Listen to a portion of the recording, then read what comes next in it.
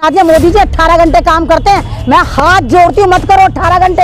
अगर तुमने एक आध घंटा और बढ़ाया, पूरा भारत भुखमरी का शिकार हो जाएगा। 8 घंटे काम कर लो, शायद लोगों को खाना मिले। दोस्तों, भगवा चिंटू ने मस्जिद पर हमला कर दिया, कोई कार्रवाई ना कि केजरीवाल साहब आरएसएस का छोटा रिचार्ज है। और अभी किसी मुल्ला को पकड़ना हो, एड़ी चोटी का जोर लगा देंगे अभी मुसलमान के। मोदी जी हमारी सुनो, हमारे पे जुल्म आ रहा है, चलो भाई FIR काटो, उसको जेल में डालो। हम भुखमरी में पाकिस्तान से भी 2 हाथ आगे हो गए। हमारा मुकाबला तालिबान के साथ चल रहा है, कुछ दिन बाद तालिबान ही जीत जाएंगे, हम अफगानिस्तान से ही पीछे हो जाएंगे। इनको वही मारकाट नजर आती है, खून खराबा नजर आता है जो मुसलमानों का हो, और जिनके खून पर चढ़ के खून की होली खेलकर ये सत्ता में बैठना चाहते हैं, सत्ता का ताज गिरहण करना चाहते हैं। राम के मंदिर में घंटा बजाएंगे, मुसलमानों का पेज टाइट करेंगे, मुल्लों को गर्दन से पकड़ लेंगे, टोपी नहीं ओढ़ने देंगे, नमाज नहीं पढ़ने देंगे।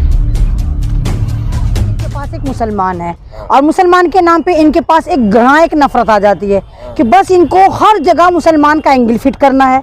तो ये सारी की सारी वही हरकतें हैं। अगर आप देखिए जिस तरह मुसलमानों को टारगेट करा जा रहा है, अगर इन चीज़ों पर पहले ही कंट्रोल कर लिया जाता तो शायद आज ये नौबत ना आती कि रूलिंग पार्टी का सांसद दिल्ली में खड़े होकर बारिश में छतरियां लगाकर ये कह रहा होता कि मुसलमानों का बाइकआउट करो, मुसलमानों की उंगलियां काटो, इनके साथ ये करो। तो ये कहीं ना कहीं जो फेलियर है सेंट्रल गवर्नमेंट के साथ साथ दिल्ली सरकार का भी फेलियर है।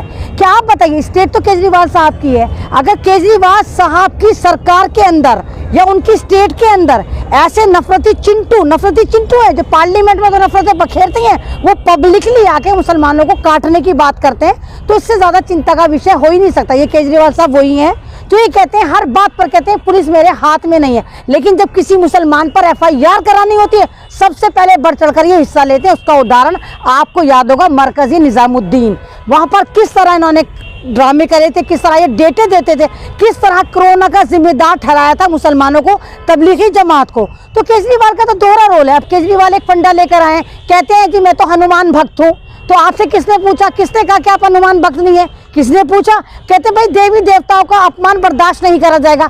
तो भाई कौन कर रहा है देवी देवताओं का अपमान? यानी आप भी उसी एजेंडे पे चल रहे हैं। और मेरी बात कहीं सच हो गई, 3 साल पहले मैंने कहा था कि केजरीवाल साहब RSS का छोटा रिचार्ज है और पढ़ा लिखा रिचार्ज है। वही एजेंडे पे ही आ गए जिसपे बीजेपी चल रही है। वही धर्म की राजनीति कर रहे हैं, वही धर्म की अफीम चटा रहे हैं कि हम ये भक्त हैं, हम वो भक्त हैं। केजरीवाल साहब आप दिल्ली में है, वैसे तो आप कहते हैं कि भाई उत्तर प्रदेश से हमारा मतलब नहीं, गुजरात से हमारा मतलब नहीं। अभी आप तमाम लोगों को पता होगा बिल्किस बानो एक ऐसी औरत जिसको गुजरात दंगों में जब मात्र 19 साल की वो एक लड़की थी, उसके साथ सामूहिक बलात्कार करा जाता है और सामूहिक बलात्कार के साथ उसकी फैमिली के 14 मेंबर्स को मार दिया जाता है और सबसे माइनर बच्चा जो उसकी गोद से नोची जाती है, एक 3 साल की बच्ची जिसको पटक के उसकी आंखों के सामने मार दिया जाता है। उसके कातिल अभी आज़ादी के अमृत महोत्सव के दिन आज़ाद कर दिए जाते हैं और कहा जाता है ये संस्कारी हैं। ना मालूम कौन सी डेफिनेशन है।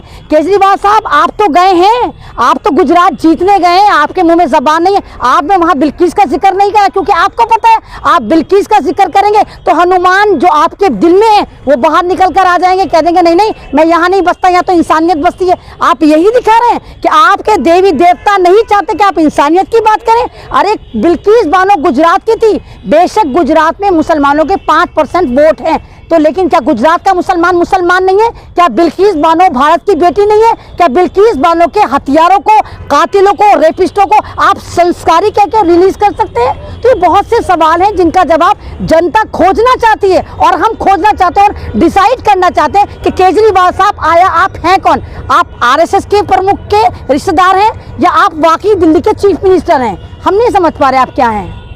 लेकिन लगातार सवाल खड़ा हो रहा है कि केजरीवाल चुप्पी साधे हुए हैं। चाहे तबलीगी जमात के मामले पे तो उन्होंने FIR दर्ज कराया था, जंतर मंतर पे नारे लगते हो, फिर उसके बाद और जो भी तमाम मुद्दे हैं, जंतर मंतर पे मुल्ले काटे जाएंगे, राम नाम चिल्लाएंगे, परवेज वर्मा अब अभी बोले नहीं आप ये देखो जो बंदा अपने पार्टी के काउंसलर की रक्षा नहीं कर सकता वो दिल्ली की रक्षा करेगा। आपको सबको याद तो होगा ताहिर हुसैन, जो अपनी जिंदगी बचाने के लिए चीख रहा था, चिल्ला रहा था, दिल्ली दंगों में छत पे चढ़ा हुआ था, और बाद में 4 दिन बाद उसकी छत पे बाकायदा पत्थर रख दिए जाते हैं और पत्थर पत्थर पत्थर पत्थर करके ऐसा कहा जाता है मानो हिरोशिमा नागासाकी के बाद जो तीसरा बम था वो उसी की छत पर पाया गया। तो जो बंदा अपने पार्टी को प्रोटेक्ट नहीं कर सकता, अपने एमएलए को, अपने काउंसलर को नहीं कर सकता, वो दिल्ली की जनता को करेगा। और अभी आप देखिए जिस तरह नफरत की पूरी राजनीति चल रही है, और अभी देखिए आप इनके ऊपर अभी संगीत सोमी उनके ऊपर जो कंपनसेशन लगा, स्विट्जरलैंड का बैंक हिल गया, कपकपा गया, कितना लगा जुर्माना, मात्र 800 रुपए। यानी दिल्ली दंगों में जो दोषी पाया जा रहा है अखलाक वाले मामले में, अखलाक वाले मामले में मात्र 800 रुपए का जुर्माना लगा। 800 रुपए में तो सही से जूता भी नहीं आता। मैं जूता खरीदने जाती हूँ 1,500 2,000 रुपए का जूता लेकर आती हूँ, तो 800 रुपए का जुर्माना करके आप किसको शर्मसार कर रहे हैं? यानी कुछ भी मार दो, किसी को पीट दो, मुसलमानों को गाली दे दो, मुसलमानों की महिलाओं के साथ बलात्कार कर दो, 700-800 रुपए का कंपनसेशन दो, बाहर आ जाओ। आप देखिए इनकी नफरतों का असर कितना हुआ। कल फ्राइडे वाले दिन गुड़गांव में 200 भगवा चिंटुओं ने मस्जिद पर हमला कर दिया, कोई कार्रवाई नहीं। अभी देखिए 15-20 दिन पहले कर्नाटक की एक कदीम मस्जिद जो कदीम थी, वहां पर भगवा चिंटू आरएसएस की नाजायज औलादे जाते हैं, ताला तोड़ते हैं, अंदर पेशाब करते हैं, बेहुरमती करते हैं, पूजा करते हैं, लेकिन इनकी सरकार पे कोई फर्क नहीं पड़ता। तो किनकी नाक के नीचे हो रहा था? वैसे तो हर घर में सीसीटीवी है, और अभी किसी मुल्ला को पकड़ना हो एड़ी चोटी का जोर लगा देंगे। अभी मुसलमान के मोदी जी हमारी सुनो, हमारे पे जुल्म आ रहा है, चलो भाई FIR काटो, उसको जेल में डालो, UAPA लगाओ। तो क्यों भारत में मुसलमानों के साथ आप ये जेनोसाइड क्यों करना चाहते हैं? किस वजह से? मैडम देश में तो चलो थोड़ी बहुत समस्याएं होती हैं, विदेशों में तो डंका बज रहा है ना भारत का। किस बात में डंका बज रहा है? आपको पता ही है मैडम, विदेशों में डंका बज हाँ, रहा है। डंका बज रहा है, भूखमरी में बज रहा है। हम जो पाकिस्तान करते थे, आज पाकिस्तान हमसे आगे चला गया।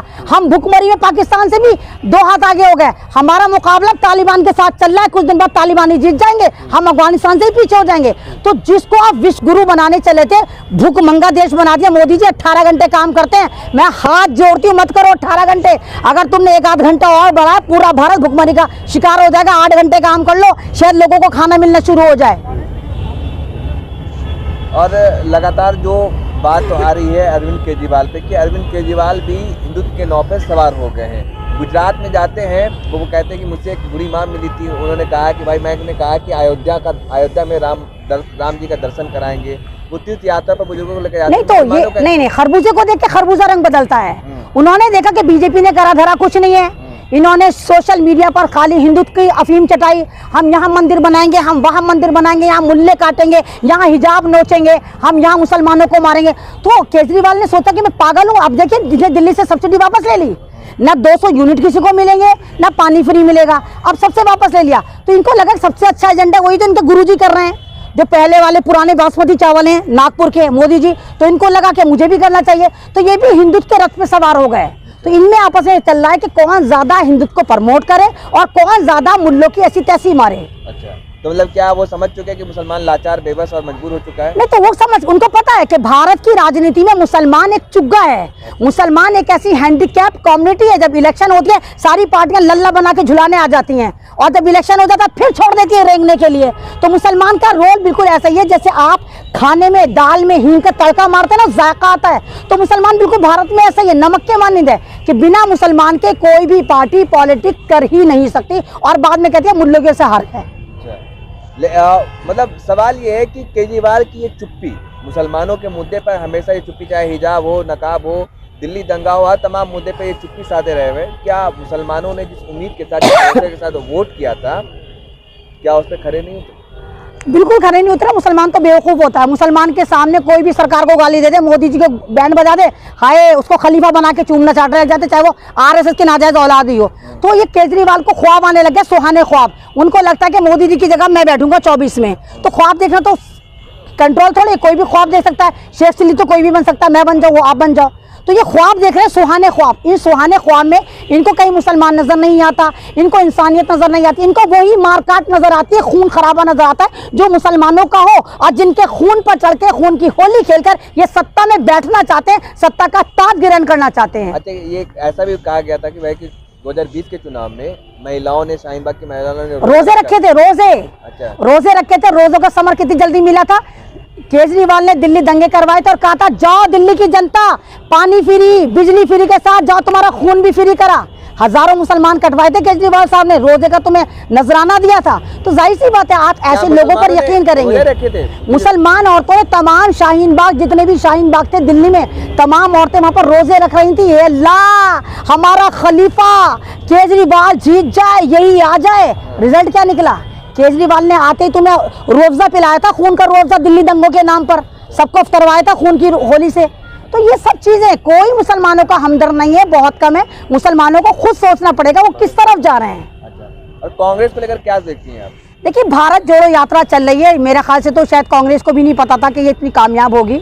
और मैं लगातार कहती भी चली आ रही हूँ कि कांग्रेस में दो ही लोग जब मेहनत करते हैं तो कांग्रेस में करंट आ जाता है, या तो प्रियंका गांधी करें चाहे वो राहुल गांधी करें। अब राहुल गांधी जिस तरह चल रहे हैं, और एक राहुल जी ने 1000 किलोमीटर चल के साबित करा कि देखो पार्टी वही है जो, वो है ना कहते हैं पिया वही जो मन भाई, वही वाला है कि कांग्रेस से लोग नाराज थे लेकिन अब कांग्रेस के साथ हो रहे हैं और इंसान पिछले को ही रोता है। तो कांग्रेस की मकबूलियत में बहुत ज़्यादा इजाफा हो रहा है, लोग जुड़ रहे हैं। साउथ में कांग्रेस का बोलबाला है, कई हजार संगठन, आप यकीन करेंगे कई हजार संगठन साउथ के राहुल गांधी को समर्थक दे चुके हैं। अभी देखिए 40 दिन नहीं हुए, अभी चिल्ला नहीं हुआ, अभी ये यात्रा 145 दिन की है। और अभी आप देखिए कि बीजेपी के पेट में उड़द चावल पक रहे हैं। केजरीवाल परेशान है, मैं क्या करूं, ये भी उल्टी सीधी यात्राओं का अनाउंसमेंट कर रहे हैं। और अभी ये लग रहा है कि यात्रा और बढ़ेगी और इसको वसी करेंगे। तो मुझे तो कहीं ना कहीं लगता है कि कहीं ना कहीं सन 2024 में कांग्रेस जो है वो बैक करती नजर आ रही है और जनता जो कांग्रेस से नाराज थी वो कांग्रेस के साथ समर्थन करती नजर आ रही है। क्यों ऐसा क्यों लग रहा है? क्या ये तो कहते भाई कांग्रेस तो नहीं, देखिए भाई, आप ये देखिए ना, मोदी जी ने डिजिटल पे करा सब कुछ, कांग्रेस डिजिटल से दूर थी। आप सन 2014 से पहले देखिए, मोदी जी आपको डिजिटल पे चाय पिला रहे थे। देखिए मैंने 140 करोड़ लोगों से मालूम करा, किसी ने मोदी जी की चाय नहीं पी थी। मोदी जी आपको 2 करोड़ रोजगार दे रहे थे, 15 लाख आपके अकाउंट में आ रहे थे। और ये कहते 100 दिन के अंदर वादा ना पूरा हुआ तो मुझे चौराहे पे फांसी चढ़ा देना। हालांकि इस वक्त तो मोदी जी की हम तीसरी बरसी बना रहे होते फांसी की, क्योंकि मोदी जी ने खुद कहा था अगर मैंने 100 दिन में अपना वादा ना पूरा करा मुझे फांसी पे चढ़ा देना। तो मोदी जी की तीसरी बरसी होती है, अगर सही मायने में मोदी जी बाकी ईमानदार होते तो भारत तीसरी बरसी बना रहा होता। ना 15 लाख दिए, ना 2 करोड़ जॉब थी, ना कुछ ही नहीं दिया, किसानों की आय दुगनी नहीं करी, महिलाओं को सुरक्षा नहीं दी। हमेशा हुआ बलात्कार के सम्मान में बीजेपी हमेशा मैदान में रही। बिल्किस बानो हो चाहे दूसरा हो, चाहे हाथरस कांड हो, जहां जहां महिलाओं के साथ बेइज्जती हो। अभी आपने देखा उत्तराखंड में, आपने देखा अंकिता वो रिसेप्शनिस्ट थी, किसके घर में?